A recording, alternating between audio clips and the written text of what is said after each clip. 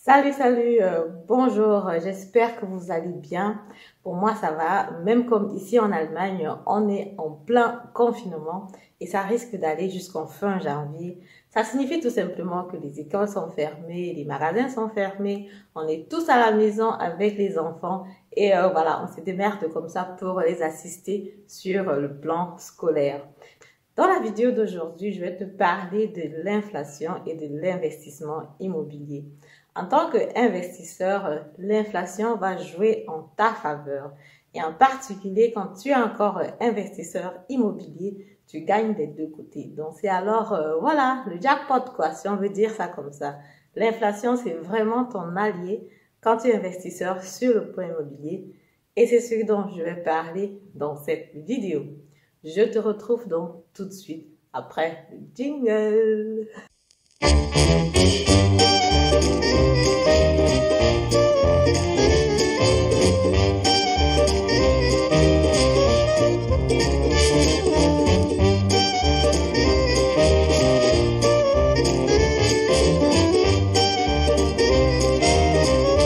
Bonjour, mon nom c'est Madel de la chaîne M1 Immobilienne.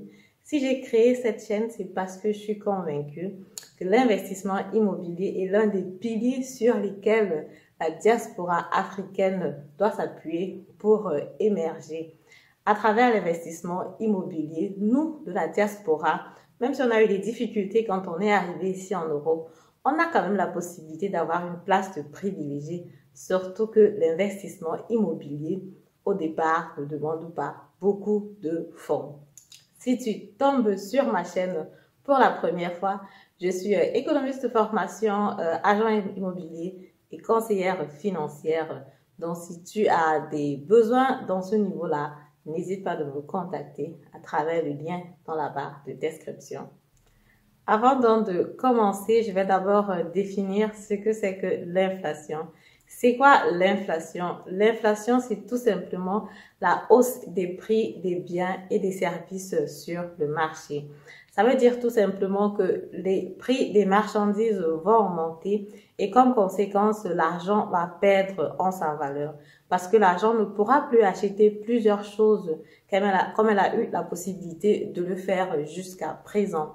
Je vais prendre un exemple banal me concernant. Voilà, c'est quand je suis arrivée ici en Allemagne, le billet de 100 €, c'était pour moi un billet qui avait tellement une grande valeur. Donc, c'était un billet qui était vraiment énorme. J'avais souvent même de la peine à le tirer à l'automate parce que effectivement pour moi, c'était vraiment beaucoup d'argent.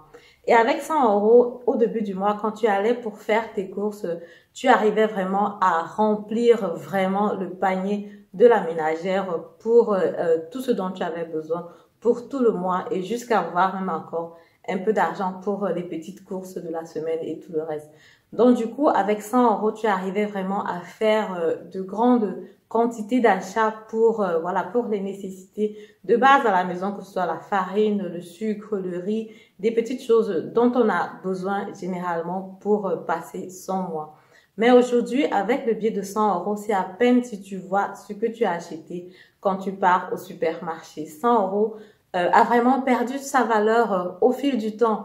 Donc, ce qui fait que l'inflation a joué sur ce montant d'argent-là. Du coup, pour vous, messieurs qui m'écoutez et qui donnent éventuellement de l'argent, de la ration à leurs dames, comme on disait, au pays pour gérer des petites choses, des achats à la maison, vous pouvez déjà voir ce montant à la hausse parce que voilà, il y a l'inflation, donc du coup, la valeur de 100 € a baissé. Essayez donc de voir aussi, voilà, ce montant-là à la hausse. Quelles sont donc les causes de l'inflation? J'ai regroupé comme ça 4 différentes causes principales de l'inflation que je vais donc te citer dans cette vidéo. La première cause de l'inflation, c'est l'inflation à l'offre. Ça signifie tout simplement que on est face à une situation où il y a des régulations entre l'offre et la demande. Pour que l'économie soit équilibrée, il faut que l'offre soit égale à la demande. Naturellement, c'est généralement très difficile. On observe ça aussi dans le domaine de l'immobilier aujourd'hui parce que tout simplement, l'offre est très petite par rapport à la demande.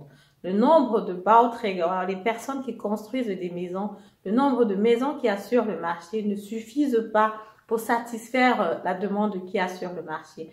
Donc, il y a beaucoup de personnes qui veulent acheter des appartements ou alors des maisons, mais l'offre, elle est tout simplement très petite. Donc, du coup, on va observer comme ça une inflation à la demande. Et forcément, vu qu'il y a une offre qui est petite par rapport à la demande, les prix vont être forcément élevés. Le deuxième type d'inflation, c'est l'inflation à l'offre. Donc, tout simplement pour dire que éventuellement l'offre n'est pas suffisante sur le marché pour pouvoir satisfaire la demande. On va prendre par exemple l'exemple avec la crise de Corona qu'on vit actuellement. Éventuellement, avec cette crise, il y a des secteurs de production qui sont fermés, qui ne vont pas travailler cette année. On va prendre un exemple banal, disons par exemple, je dis n'importe quoi, pour la production du maïs et que des personnes n'arrivent plus vraiment à aller au champ pour travailler, pour produire la quantité de maïs nécessaire pour nourrir toute la population. Naturellement, à la fin, si l'État ne subventionne pas les planteurs, ils seront naturellement, ceux qui ont travaillé, obligés d'augmenter les prix pour pouvoir entrer dans les frais. Parce que s'ils n'ont pas beaucoup produit, parce que effectivement il y avait la crise ou alors parce qu'il y avait une autre, il y avait la peste ou par exemple parce que voilà, la récolte n'était pas bonne, il n'y avait pas assez de pluie ou un autre facteur biologique ou écologique, quelque chose de ce genre, ils auront comme ça, ils ne pourront plus vendre la marchandise au prix qu'ils avaient prévu ou alors au prix où ils vendent souvent, parce que non seulement il y aura très peu de planteurs qui ont réussi à aller jusqu'au bout, donc jusqu'à proposer ce maïs-là, et puis pour rentrer sur leur coût, il va falloir qu'eux, ils augmentent un peu les prix pour pouvoir voilà, rentrer sur les coûts de production qu'ils ont eu à faire à ce niveau-là. Le troisième type d'inflation qu'on remarque aussi, c'est l'inflation importée. Ici en Europe ou alors dans d'autres pays, en Allemagne, en France, dans d'autres pays, on a souvent remarqué que chaque fois que le prix du pétrole va baisser aux États-Unis ou alors augmenter, il aura naturellement l'influence sur le prix de l'essence ici qui va devenir forcément plus cher parce que ce sont des produits dérivés de l'essence. C'est la même chose que si tu es au Cameroun et que par exemple on importe le poulet pour manger, si jamais le prix du poulet donc à l'international est en train d'augmenter à l'extérieur, forcément ceux qui mangent le poulet congelé au pays, donc ils le font importer, forcément ça va donc devenir aussi plus cher au pays. Raison pour laquelle naturellement on va faire un coucou à toutes les personnes qui sont de la diaspora qui investissent aussi en Afrique dans le domaine de l'agriculture, dans le domaine de la pisciculture pour pouvoir contrer aussi ce genre de phénomène pour qu'on puisse naturellement manger aussi localement. Aussi donc le quatrième type d'inflation qu'on observe, c'est donc lié à la production de la masse monétaire. Mais bon, ça c'est le travail de la Banque centrale qui est donc là pour réguler la quantité d'argent qui va être mis en circulation. Cette quantité d'argent-là doit voilà, être vraiment équilibrée. Donc pas trop beaucoup parce que si c'est beaucoup, naturellement, ça va créer l'inflation. Mais seulement les économistes ou alors les études que j'ai eu à lire et à comprendre jusqu'à présent prouvent que pour que l'économie avance ou alors pour que l'économie fonctionne bien, on a besoin d'une inflation de 2% par an. Ça signifie donc que la Banque centrale va travailler dans ce sens-là et forcément donc il y aura de l'inflation. Pour l'Allemagne, comme je disais tantôt, le taux d'inflation de 1992 à 2019, il a varié de 5% à 2%. Je peux donc te mettre le diagramme ici dessus pour que tu puisses regarder et je peux aussi te mettre la source de l'information dans la barre de description.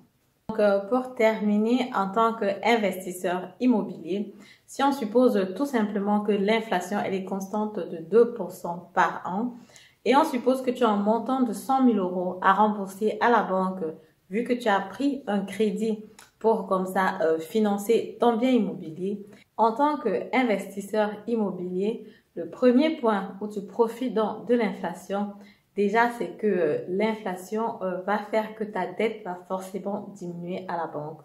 Normalement, c'est clair, le montant écrit, il va rester le même. Mais avec le taux d'inflation, vu que l'argent va perdre en sa valeur, si par exemple tu devais rembourser 100 000 euros à la banque, ces 100 000 euros là, à cause de 2% d'inflation, auront non une valeur réelle de 98 000 et va diminuer comme ça au fil du temps.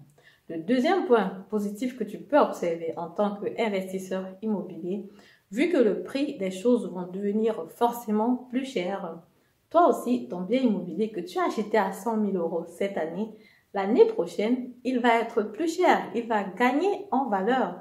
Donc du coup, toi en tant qu'investisseur immobilier, tu gagnes comme ça de l'argent que tu vas te faire au-dessus de ce bien immobilier-là. Le troisième facteur qui est aussi intéressant, comme je disais au début, l'inflation, c'est la hausse des prix des biens et des services. Donc, ce qui veut dire que du coup, ton loyer que tu avais fixé au départ à 500 euros, à cause de l'inflation, tu peux comme ça aussi augmenter ton loyer. Et c'est dont je vais te parler dans la prochaine vidéo. On va parler de l'augmentation du loyer. Parce que effectivement, il y a des petites astuces en tant que propriétaire que tu peux utiliser, parmi lesquelles naturellement l'inflation aussi, et d'autres dont je vais te détailler dans la prochaine vidéo. Voilà, je suis comme ça arrivée au terme de ma vidéo. Si la vidéo elle t'a plu, comme d'habitude, on partage, on like, on commente, et puis on se dit à lundi prochain pour la prochaine vidéo. Restez en santé. Ciao, ciao.